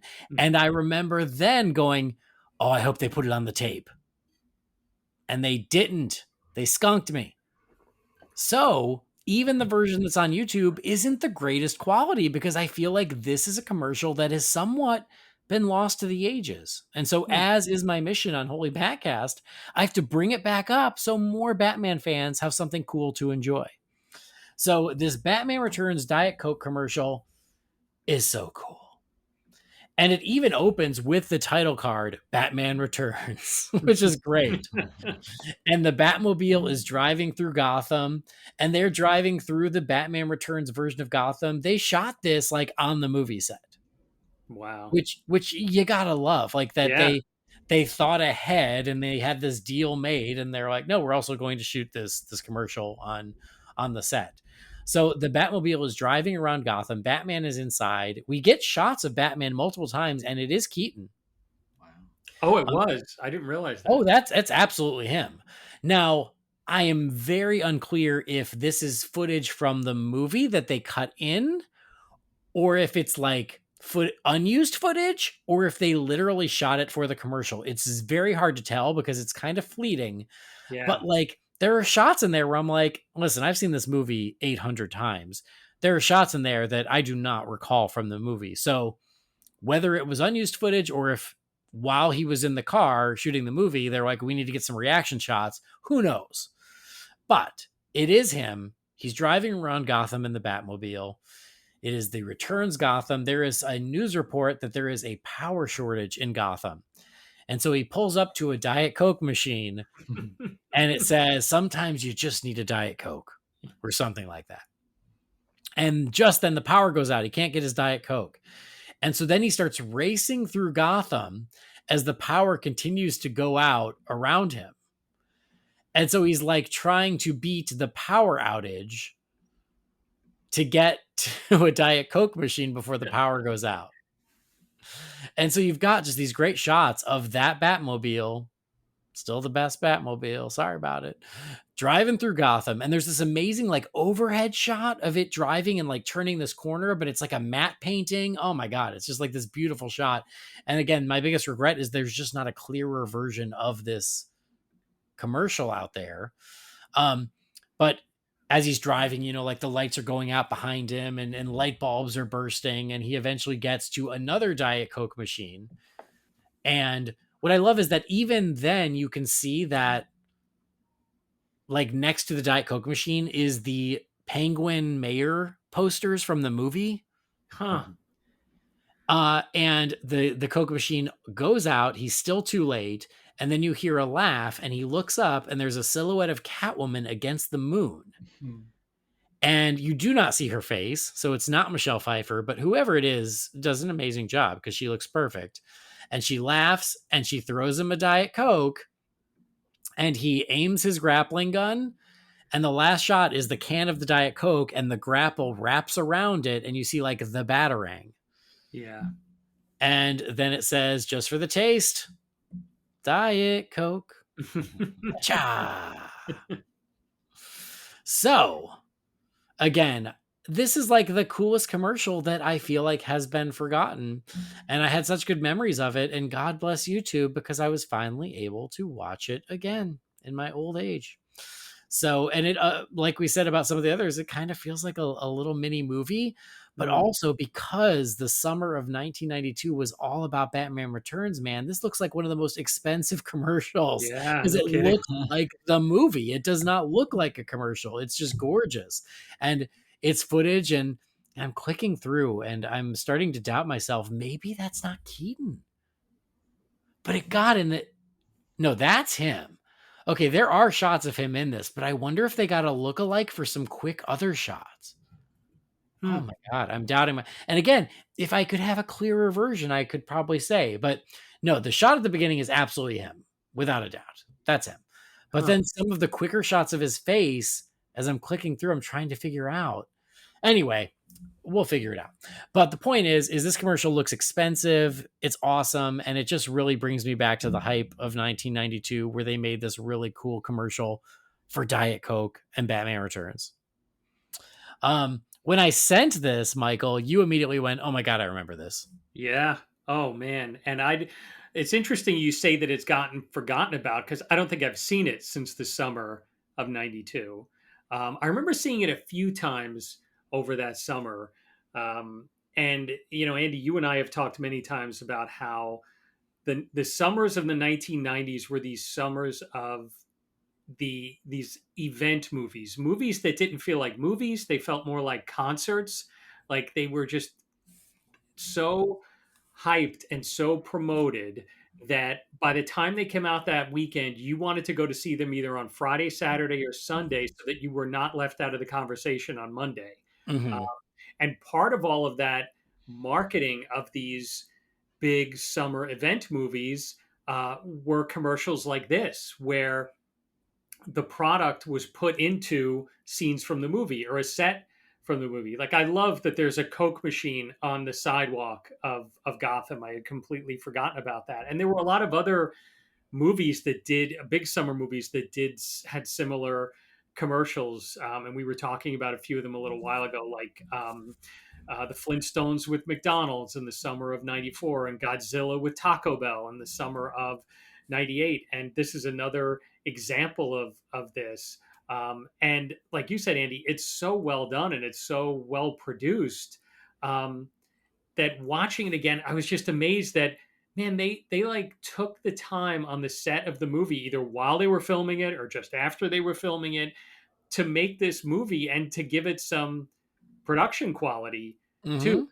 You talked about that shot of the car, the Batmobile turning the corner and the matte painting, and even the ending shot of the grappling hook with the Batwing on it at the end, like capturing the Batarang. Yeah. Batarang. That's like a really cool ending shot, like just a really cool image. And I love the fact that, much like Catwoman and Batman, their relationship kind of adversarial, kind of not in the movie, is kind of reflected in the commercial too, where like she's the one behind all this, but she throws him a Diet Coke. at the end. And this was definitely one of those commercials that when you would see it that summer, and like you said, Andy, Batman Returns was the movie that summer. This just got you more excited to see it. So this was like all of these commercials. This one was another portal back in time, right to that summer of '92. So I'm glad you picked it. Oh, good. You mentioned that final shot of the Batarang and the grapple going around the can. That was the visual that was like burned into my mind for years, Yeah, because you're right. It looked so cool and it looked so perfect that, again, I guess I just had bad luck that I only saw this once or twice that summer, but I will never forget it because of that shot. And it was one of those things where I was afraid it was a Mandela effect, where I was like, right. did I imagine that? Because no one talks about it. Just now, I Googled it to try and see if somebody confirms whether that's Keaton through the whole thing or not. My theory is they pulled footage from the movie when it's him, and the rest it's a lookalike because the shots are so quick you'd never know. That's my theory. Right. Right. It's hard to tell. Anyway, I Googled it to try and see if anyone knew. All that came up was Batman '89 Diet Coke. Huh. Um, but yeah, this one so cool. So I love that, and you're right. It's so the era of the '90s event movie. Oh, And yeah. this is just a perfect example of it. I feel like this is a commercial you would have seen while watching the, MTV summer movie preview. And they would have been talking about Yeah. Batman Returns, and then they would have cut to, a commercial, or even would have been sponsored by Diet Coke, and this commercial would have been on. Yeah. Yeah. Oh my gosh, it's so cool. Scotty, had you seen this before? I hadn't. This was the first time. I mean, not to my knowledge. I mean, maybe I saw it back when it was on. What was striking to me was kind of what you're saying is it, because it uses the sets from the movie and the car and the costumes. It almost feels like just a deleted scene from the movie. Yeah. Yeah, it totally does. I kind of want I want it to be edited back in where they're in the middle of a scene and he goes by a Diet Coke machine and Catwoman tosses him a Diet Coke. Oh my and then gosh, we they released move the on. Diet Coke cut. The Diet Coke cut. Yes. Because, back in the day on television, they used to just work the commercials into the dialogue. So I There think, you go. Oh my god, Yeah. I know. I think they should have done that with this. It would have been so capitalist. Oh, I would have loved it. Also, again, it's so a product of its time, but when that NutraSweet logo pops up, Yeah. and that used to be on everything, That and was a big deal. yeah, I don't think that doesn't exist anymore, right? Didn't they find out it was really bad for you? Probably, but I remember, I think it was a big deal because if I'm not mistaken, I think it was either the first artificial sweetener or the most, they really pushed it. Yeah, Yeah, they really did too. And yeah, so when that logo came up, I mean, that logo was everywhere in the Yeah. 80s and 90s. Yeah. And so that's another piece that you go, oh man. So Mhm. anyway, Scotty, continue. Yeah, it was fun because, yeah, exactly what you're saying is it reminds you of that hype for the movie, the big summer event movie, uh, which is always fun. And I mean, I guess I don't watch that many commercials now, except for what I'm forced to on YouTube. And so I don't know if I don't think they do this sort of thing anymore, or if they do, I haven't seen it. Not really. I mean, Yeah. Michael and I were talking about that when we were waiting for you. Is like, yeah, like during this time, especially in the 90s, this was so commonplace. You mentioned the Flintstones, Godzilla and Taco Bell comes to mind, stuff Yep. like that, like where they did these really expensive and awesome and epic commercials for these big summer movies. And yeah, I can't think of recent examples where that really happens. Like they still have tie-ins because like last year I bought Right. Dr. Pepper cans with Jurassic World on them, and Yeah. I remember getting Dr. Pepper cans or Pepsi cans with the Avengers on them. So like they do the tie-ins. I just don't remember the commercials anymore. I don't think they do that anymore. Yeah, I don't think Yeah. they do. Yeah. Well, because there's this YouTube channel I watch with quite regularity, and it's all about it's this guy that collects a bunch of old VHS tapes, and he'll put compilations of retro commercials on YouTube, and he'll also do a live stream once a week where he'll like watch them and then just comment on it. And he points out that there are a lot of things that they used to advertise on television back in the day that they don't do anymore because there's not really a need for it. It's like, why would you advertise Tylenol? Everybody takes Tylenol, but Oh, there was a point, interesting. when it was like there was a need to do that because there were competitors. Or Yeah. would you advertise Kleenex or things Right, like right. that where back at that time they did. And I mean, I kind of feel like Diet Coke has, at this point, it's such an integral part of people's day-to-day operation. Like it's like coffee, Yeah. so it's like there's no really reason to advertise Diet Coke. But everything about it. So the fact that it's advertising Coke, the fact that it again looks like something from the movie, and it's from a time when that was a big deal. It was just very much a window into the past, which I appreciate. Yeah. Yeah, I love it so much. And again, my big wish is that whoever is out there listening, that someone has a cleaner version that they can upload. And I thank Chanel Lauren, who is the person who has currently uploaded it, because it's the only version that I've ever found is this Wow. one version on YouTube. So I am grateful for it because it lets me know I'm not crazy and this existed. But isn't it crazy that there is only one version of this commercial online? It is weird. Like Yeah. you would expect somebody would have found and uploaded Yeah. another version at some Yeah. point. So Well, I would love especially sorry, I was going to say, especially how unique it is that it's right there on the set. That, like Scotty said, it's almost like a deleted scene from the movie. You would think somebody out there would have a clean copy of it and would want to see it on there. Yeah, absolutely. But this one is on YouTube. Batman Returns Diet Coke commercial. It is real. It did exist. But this seems to be the only existing copy, which is crazy to me. Wow. If anyone has a cleaner version, please send it to me. I want to see it, and let me know if you think if it's keen through the whole thing or not, because I'm really curious, and it's really hard to tell. But that means they did their job. As if I can't tell, they did their job. Right, that's true. All right, so that's the Batman Returns Diet Coke commercial. I should also mention, well, I don't have to mention it, but I'm going to mention it. This wasn't my only choice. I had another choice of something really cool. But like then I was like, actually, there's more meat on that bone that like I want to be able to dedicate more time to it. So I'm going to tease a future episode, and I'm not going to make you wait too long, but something I found that I knew it existed, but something cool that I was going to do. And I was like, actually, no, I think we can do more with that later. So stay tuned to Holy BatCast. But in the meantime, the Batman Returns Diet Coke commercial is the one that when we decided to do this, it was the first one that popped into my mind because it's so cool. And there you go. 3 commercials and an hour and 15 minutes later. As is our way, yes. We have a gift. We're really good at this, guys. But very cool. So yes, we had the Mego Batman commercial from 1974 or so, we think. We have the Kenner Superpowers action figure commercial from 1983, if you believe YouTube. And then we've got the Batman Returns Diet Coke commercial from 1992. 70s, 80s, and 90s. Some fun little trips down memory lane with Batman and the different products that he has endorsed over the years. But he has done so much more. And again, I think that we'll do this again because I think there are a lot of fun things that we can talk about in the future. So very cool, very fun. And I love this. Really good stuff. Go on YouTube, fall down those Batman commercial rabbit holes because they're so fun. The other night, I was literally just watching, like somebody put together a bunch of Batman toy commercials for like 20 minutes, and I just watched all 20 minutes of it, and I was happy as could be. Great. Yeah, so fun. Anyway, very cool. We're not going to say goodbye just yet. We have to check in with you, fine feathered finks, and crack open the Wayne Manor mailbox.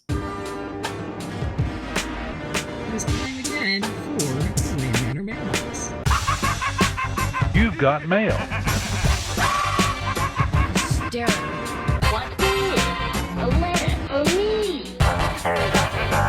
Maybe temporary. She wrote a letter. You're one hell of a messenger.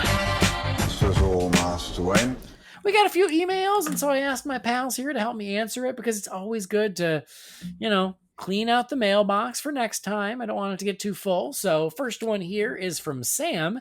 It says, "Hey, Bat Crew, I'm a bit behind on my listening, but during the Super Sons review, a listener had commented about finding a happy medium between realistic Batman and campy Batman. Isn't that what Batman the Animated Series is? How is it that Bruce Timm and Paul Dini haven't written a script yet? Thanks, Sam." Thanks, Sam.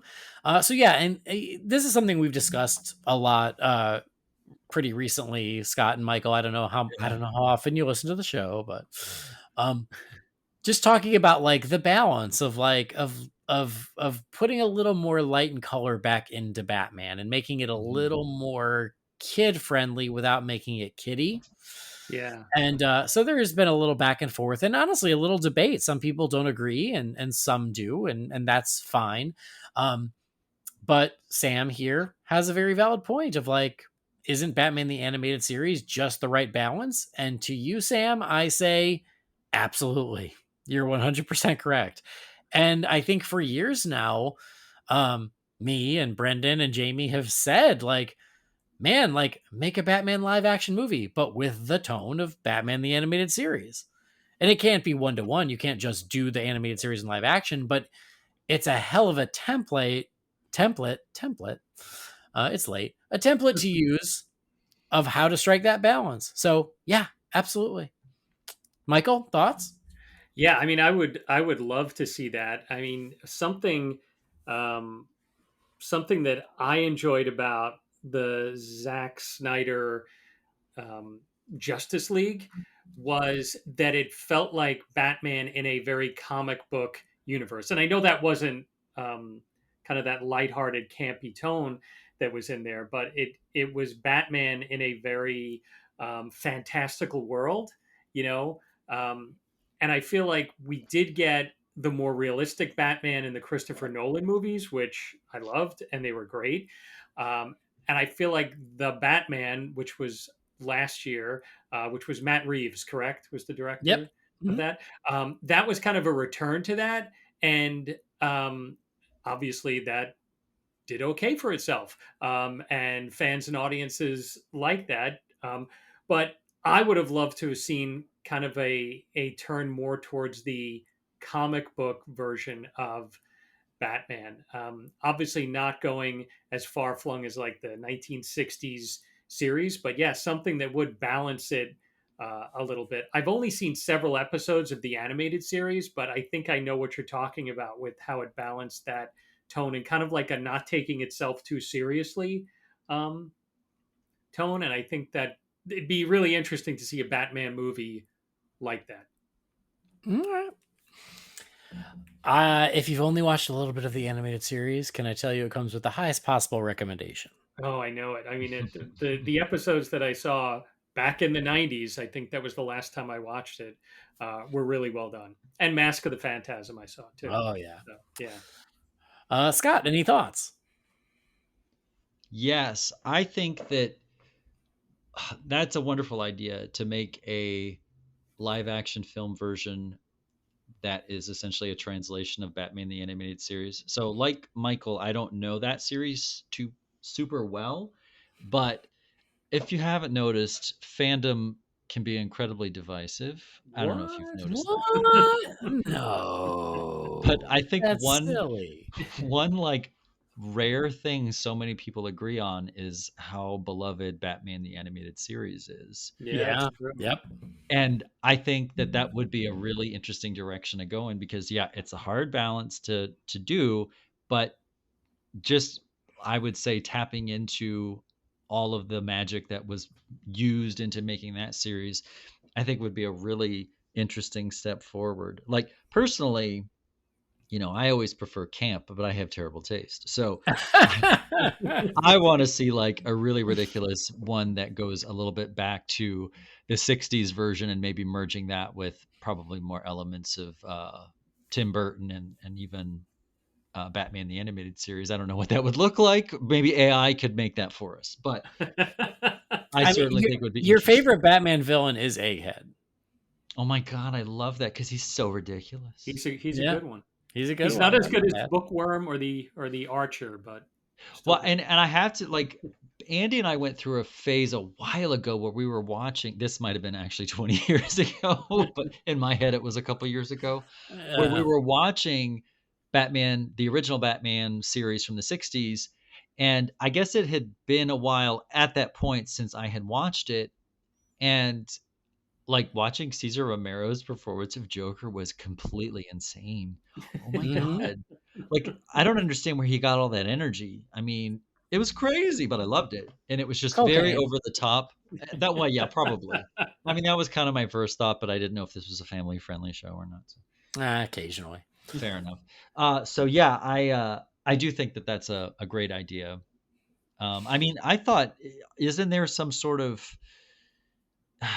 resurrection of Batman the Animated Show in some form coming out, or am I imagining that? There is a new Batman animated show coming out, but Okay. and Bruce Timm is heading it up, but we've seen next to nothing from it, so it will be interesting to see. But we were only talking about movies, we're talking about the Batman movies of like, we would like to see them take, 2 steps towards the comic book instead of realistic, Yeah, for sure. And again, not everybody feels that way, and that's fine, but at least Brendan, Jamie, and I feel that way. Yeah. And then the final comment about how is it that Bruce Timm and Paul Dini haven't written one of these movies? From your lips to God's ears. It's, we've been saying it for years, and it's crazy.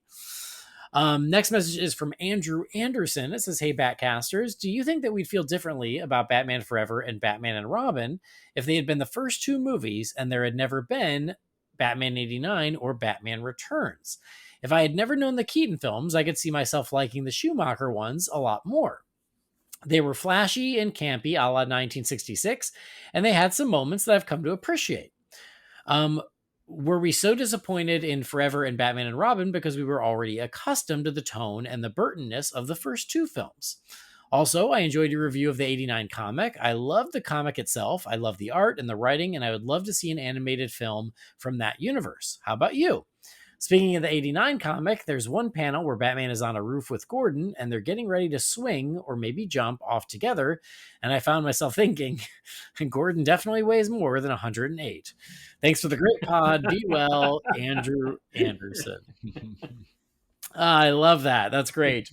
First of all, absolutely agree about the Batman 89 comic. If you remember the review, we didn't think it was perfect, but yeah, I'd love an animated version of it, and I still hope we get another one. The other question is one that I have considered in the past, and I do think it is fascinating. So if there's an alternate universe, guys, where the first big Batman movie we got after the 60s show was Batman Forever and Batman and Robin. The 2 Burton films didn't exist. Do you think they would have been received better because we didn't know what we were missing? Or we wouldn't have been accustomed to a new, darker Batman, and we would have sort of just jumped to the big screen camp versions? Scotty, what do you think? I got a couple thoughts on this. I feel like, and again, I'm no Batman expert, but from what I remember about those 2 films is I think it was very much inspired by the Tim Burton version, because there are elements, if I'm not mistaken, there are elements that are probably ported over from that, but then mixed with Joel Schumacher's wackiness. Because have you ever heard of The Incredible Shrinking Woman?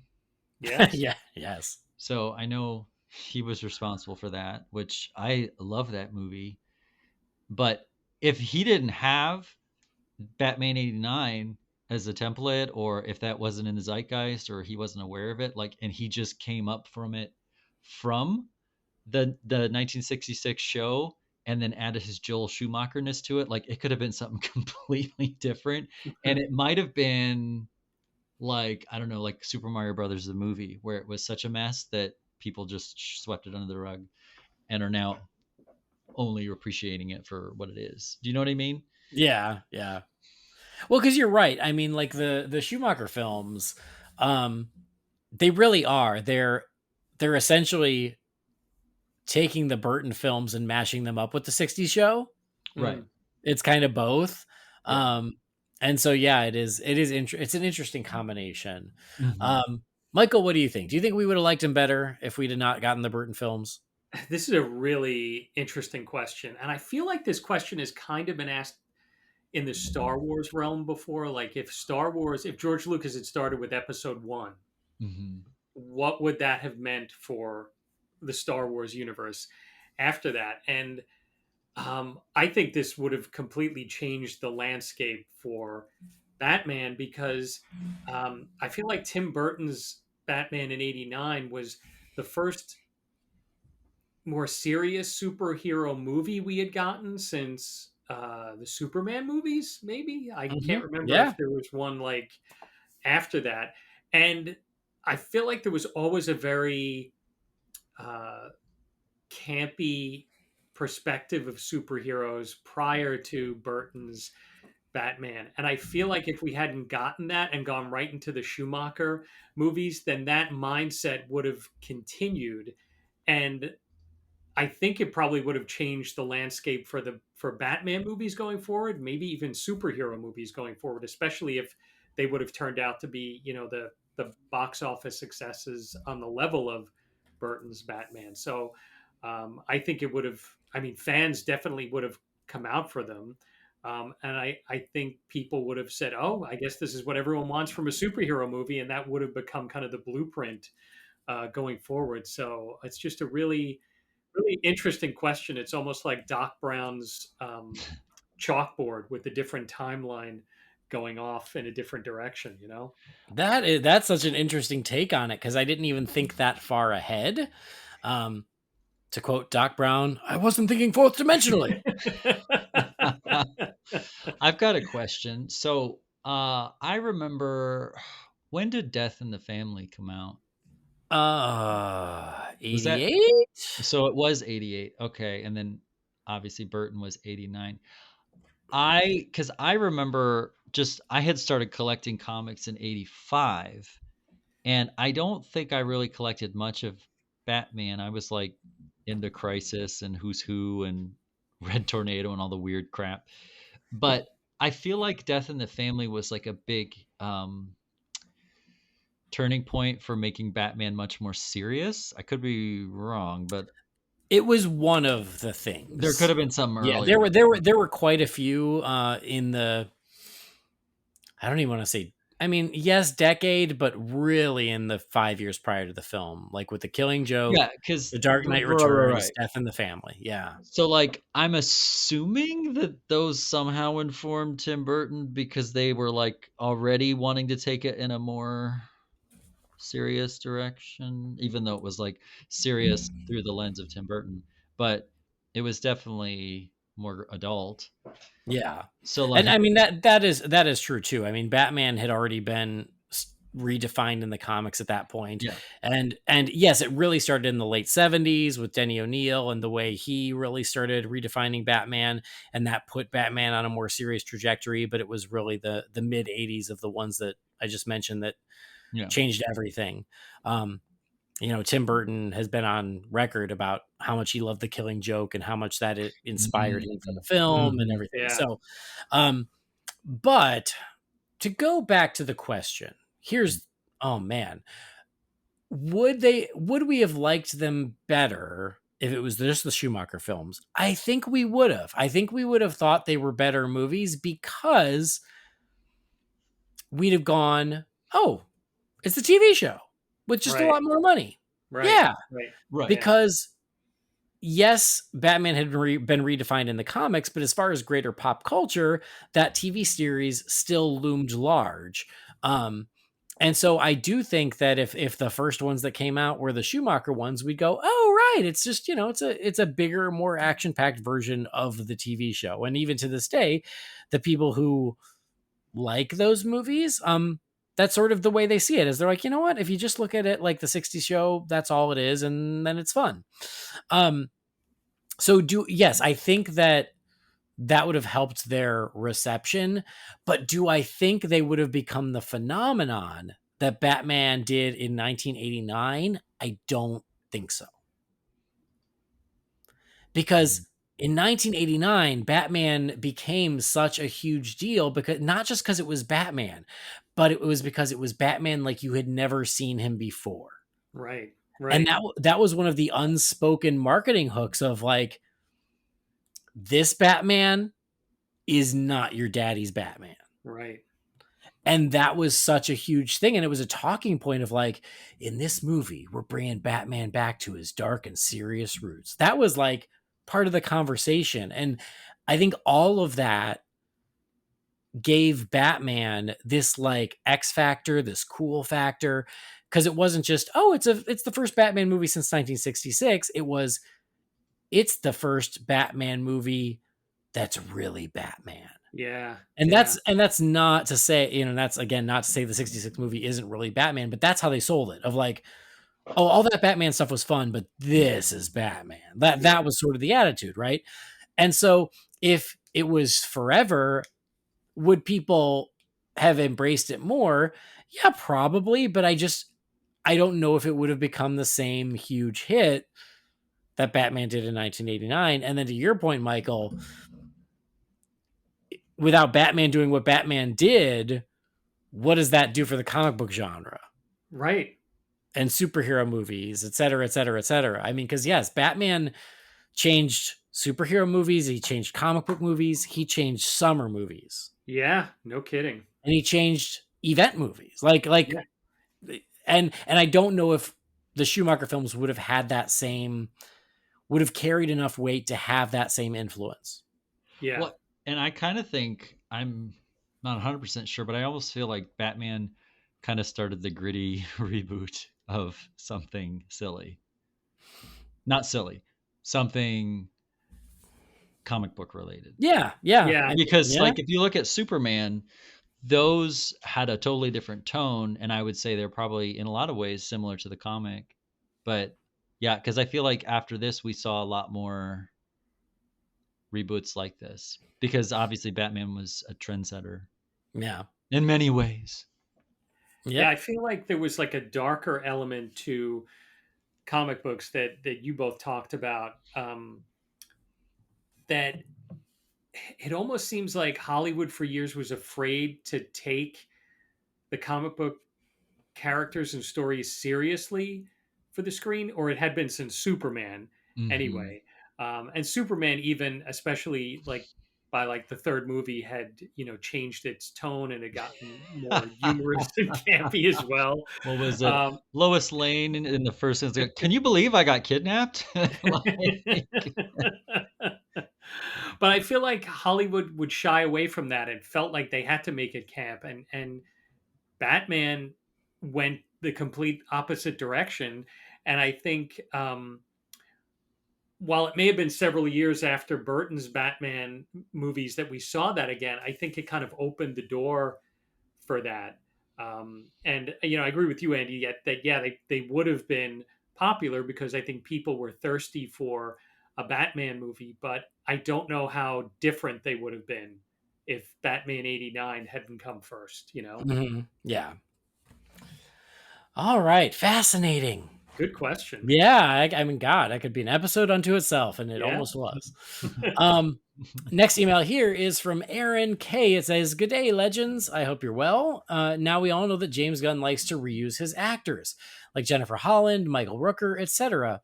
So I would like you to cast Superman Legacy, but you can only use actors that have been in a James Gunn project. Oh my gosh. So maybe Chukwudi Iwuji as Lex or Nathan Fillion as Jor-El. Anyway, have some fun. Take care. Until next time."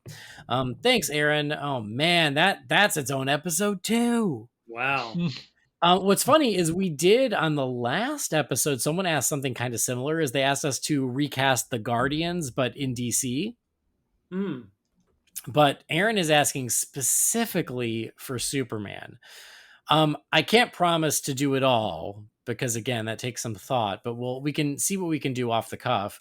One thing that came up last time was, oh my God, why am I blanking? I can see her face. Gamora.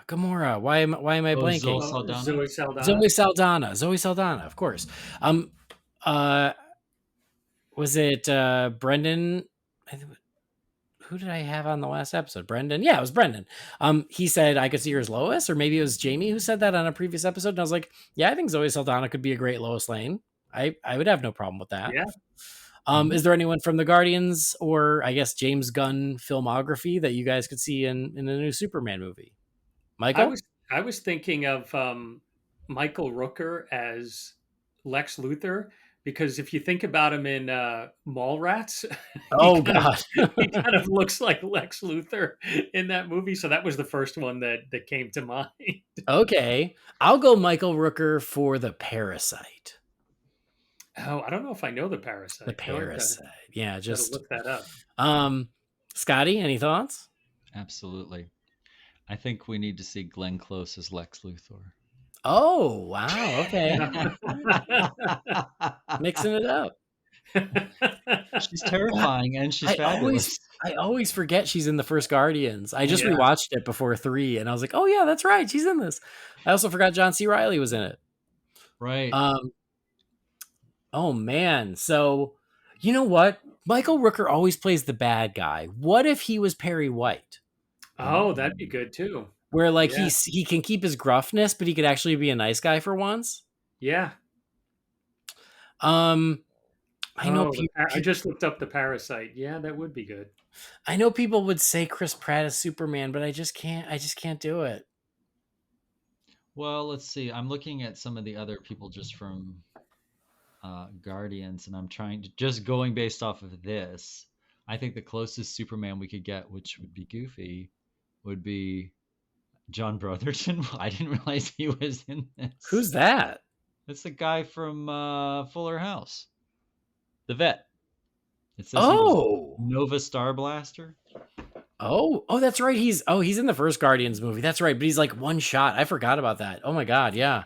But he could be a Superman, or I mean Nathan Fillion. That'd be interesting, I guess. I know he'd be. I think he'd be great. I just think he's a little old at this point. He is older, but yeah. But I love Nathan Fillion, so I would love to find a spot for him. I was thinking he could be a great Perry White too, though. I was thinking of him in his days on that Firefly. Yeah. I have a bad problem with my brain processing the current version of actors. I just go to their version that I knew them as. The 25-year-old exactly. or the 25 years ago, Nathan Fillion. Yeah. Yeah, there you go. I mean, he still looks great, no doubt, but of course, absolutely. Yeah. So yeah, I don't know. Oh man, I don't know. What about Karen Gillan as Lana Lang? I was gonna say that because of the red hair. Yeah, sure. I can see that. Yeah, she's very, like, a lot of fellow geeks love Karen Gillan. She's got a lot of geek cred. Yeah, she's super cool. Mm-hmm. I'm just looking at the Guardians, like Drax. Like, I don't want to pick Lex just because he's bald. Yeah. You know, David Bautista. I mean, Vin Diesel. He's also bald, but like. Yeah, but we did that. I want it to be. Yeah, let me get Glenn Close, right? Okay, good. Because let's just do something completely different. Oh my gosh, Scotty, she plays Alexa Luthor. Alexa Luthor. They have to rename her.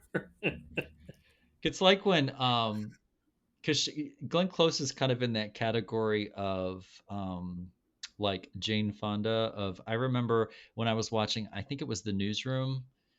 There was this scene where it was kind of like stunt casting, I think, a little bit, where they were revealing the head of the network, and it was Jane Fonda, and she walked in, and the power she had over that scene was intense. And I was like, she's terrifying. She was amazing. I was like, she needs to be a supervillain. And I kind of seen Glenn Close along those lines. Yeah, I could see that. All right. She's got presence. Yeah. She indeed does. Power. Yeah. She's Cruella de Vil, so. Yeah. All right, Aaron, I think we failed you. I'm sorry. I'm not good at these. We got nothing. We got nothing. You know, I mean, again, we could go could go with like the easy answers. It was like Chris Pratt as Superman and Dave Bautista as Lex Luthor, and I don't know, Bradley Cooper as Lex Luthor. I've heard a lot of people say that too. Like, I don't know. It takes some more thought. And anyway, I'm sorry. All All right, let's do one more here. This one comes from Christina Wenzel. It says, "Hey Andy and whoever might be joining this episode, I want to throw my opinion into the ring about the Batman TV show. I know I have a much different perspective than most people. I was born in 2001, so I grew up rewatching Batman 66, and the only other Batman show I had access to was The Batman. I have so many good memories watching it on Saturday mornings with my siblings, and it was the only show that we could all agree on. For me, it was really strange going from the Batman to Batman the Animated Series, as the Joker that I grew up with was very different than what that Joker was supposed to be. The same could be said for Batman and a lot of other villains on the show. I know how much hate I'll get for this, but I'll say it anyway. I've always preferred the Batman to Batman the Animated Series. Oh, spicy. I didn't watch the animated series till I was much older, and my nostalgia for the Batman has always gotten the better of me. I miss that animation and the amazing theme music that's been my phone ringtone for years. Now, that's not to say that I don't love Batman the Animated Series. Mark Hamill will always be the Joker voice I hear in my head, and the Harley and Mr. Freeze origins will be the definitive ones. But a lot has to be said for the Batman when it comes to the Bat family. I can't wait until you guys get to Batgirl and Robin, as I believe it's some of the best storytelling that the show has to offer. Now that all my hot takes are out of the way, I've got something I wanted to show you. On the last episode, you and Brendan were talking about the show and the different characters that they weren't allowed to use. Well, it's true that they weren't allowed to use some of the characters, but did you know they did a sketch for the Scarecrow design? If you Google the Batman 2004 Scarecrow, it should come up. I didn't know about this design until long after the show was over, and even for me who loves the show, thinks it's a bit much, but I would have loved to have seen what they had done with the character.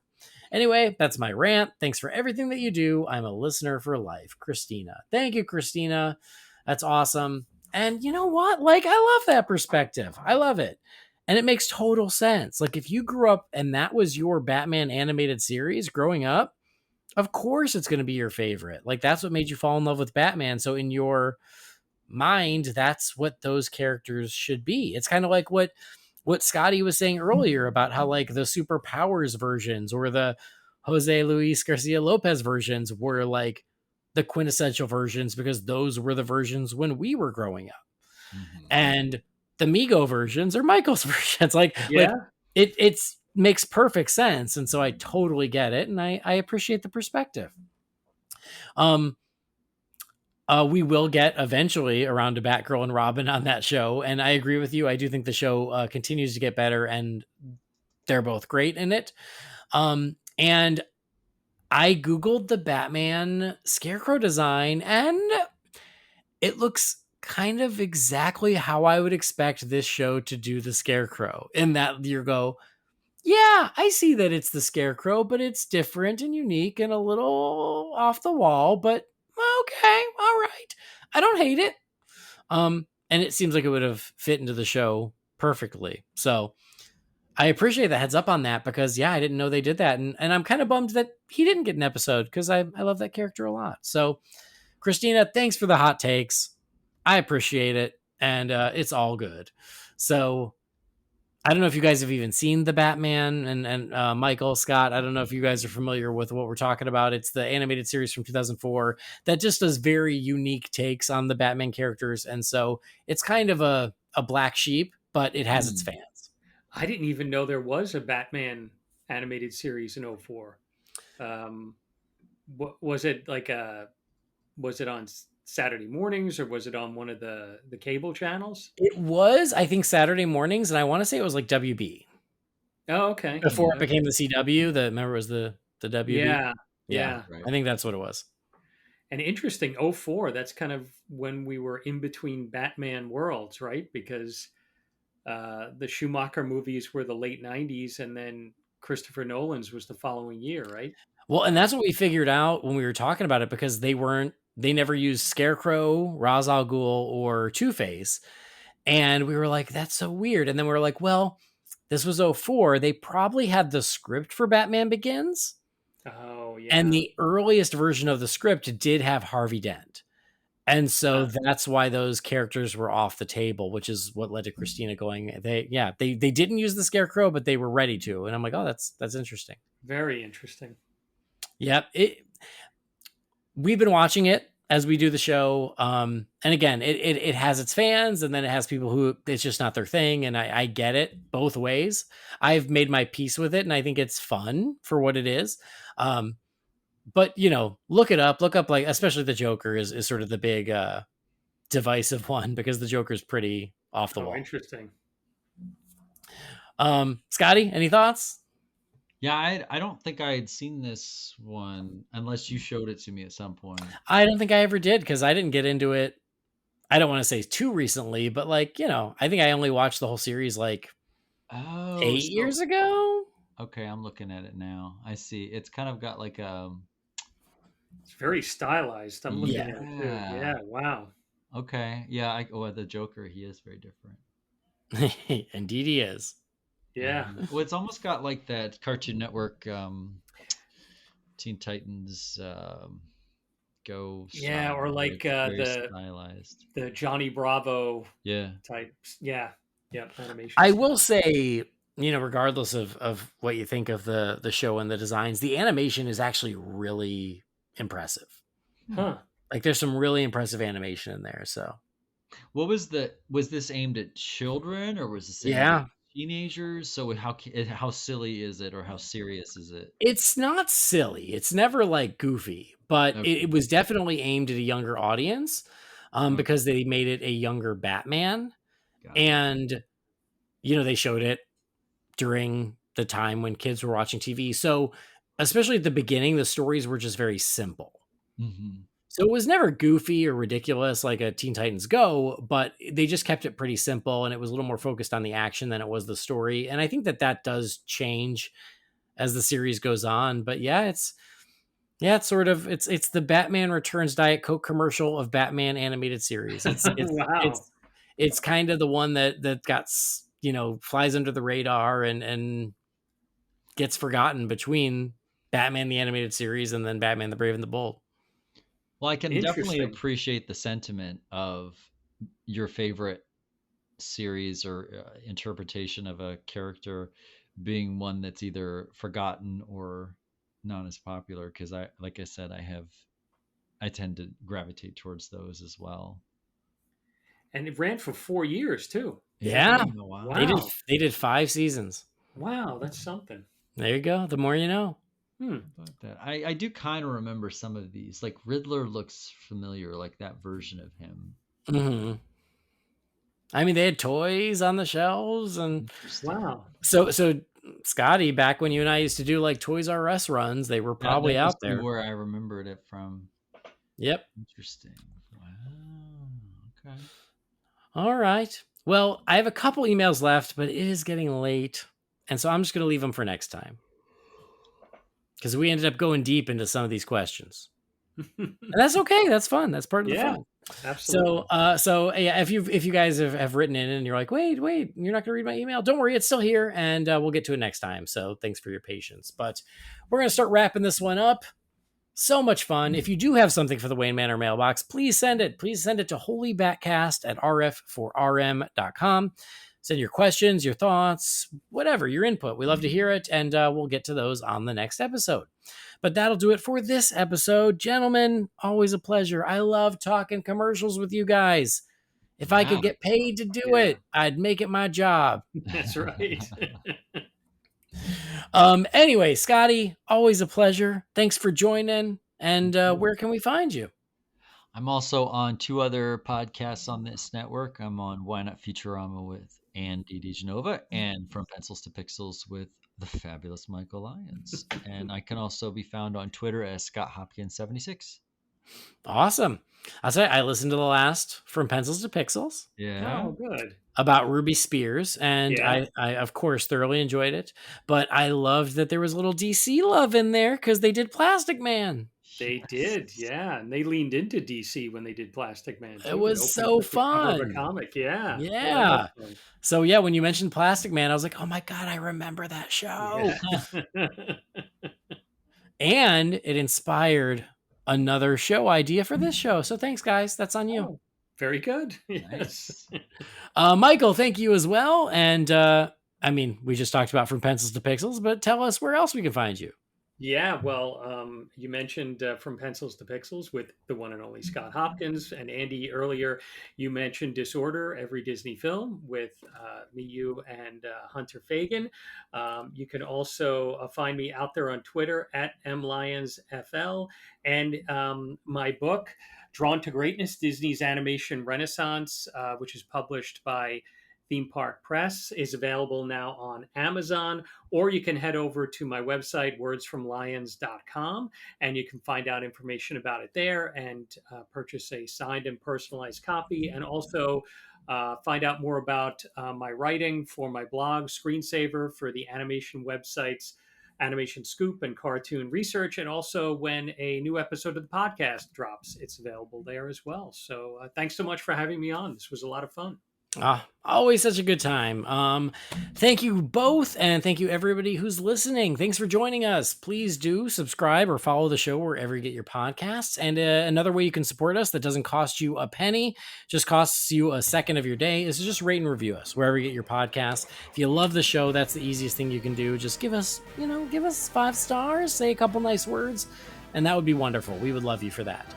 You can, again, go to holybatcast.com or find us on Facebook, Twitter, Instagram, or YouTube. Just search for Holy BatCast. Just like Tigger, we're the only one. Woo! If you've got something for the Wayne Manor mailbox, again, that email address is holybatcast@rf4rm.com. Our theme music was created by the talented Gaurav Venkateswar. You can find his work at gvtunes.com. And don't forget to check out our friends and sponsors over at Manscaped. Go to manscaped.com and use that promo code BATSCAPED for 20% off and free shipping. But that will do it for the episode. Thanks for joining us. And on behalf of Scott and Michael, I've been Andy. We'll see you next time. Same bat time, same bat channel.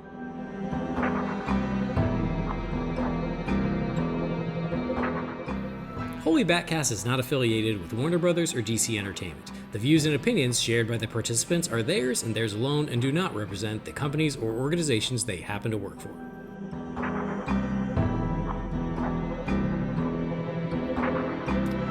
Who can turn 2 minutes of commercials into 2 hours? We can! We can! And we don't even need Halloween or Christmas to do it. I was going to do the Wayne Manor mailbox just to make it a regular length episode. Nope, unneeded. We got it covered. I think there should be real fans for real commercials. And I have no problem with it. It's 30 seconds of research and so much fun to talk about. Right? We could do themed episodes. We could do a Wendy's episode. We could do a McDonald's episode. We could do a whole series on McDonald's commercials. We could do an entire episode of just Batman McDonald's. Right. And I'm going to write that down. Batman McDonald's episode.